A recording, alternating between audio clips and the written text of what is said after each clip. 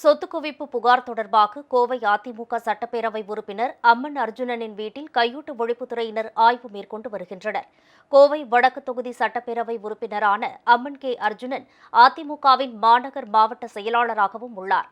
கடந்த 2016ஆம் ஆண்டு முதல் 2021ஆம் ஆண்டு வரையிலான காலகட்டத்தில் வருவாய்க்கு அதிகமாக சொத்து சேர்த்ததாக புகார்கள் வந்ததை அடுத்து அவர் மீது கோவை கையூட்டு ஒழிப்புத்துறையினர் வழக்கு பதிவு செய்தனர்.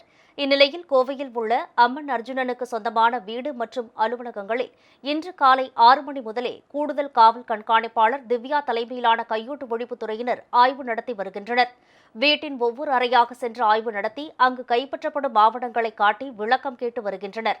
ஆய்வு நடத்தப்படும் தகவல் பரவியதும் கோவை மாவட்டத்தின் பல்வேறு பகுதிகளில் இருந்து அதிமுகவினர் அம்மன் அர்ஜுனன் வீட்டின் முன்பு குவிந்தனர். அரசியல் காழ்ப்புணர்ச்சி காரணமாகவே ஆய்வு நடத்தப்படுவதாக அம்மன் அர்ஜுனன் குற்றம் சாட்டினார்.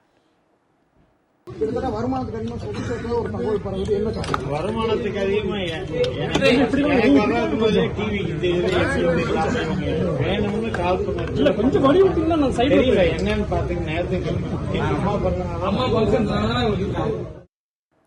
வருமானத்துக்கு அதிகமாக 2,78,00,000 ரூபாயை அம்மன் அர்ஜுனன் சேர்த்ததாக காவல்துறையின் முதல் தகவல் அறிக்கையில் குறிப்பிடப்பட்டுள்ளது. ஆய்வின் முடிவுக்கு பின்னரே அம்மன் அர்ஜுனனின் வீட்டில் கைப்பற்றப்பட்ட ஆவணங்கள் குறித்த விவரம் வெளியிடப்படும் என எதிர்பார்க்கப்படுகிறது.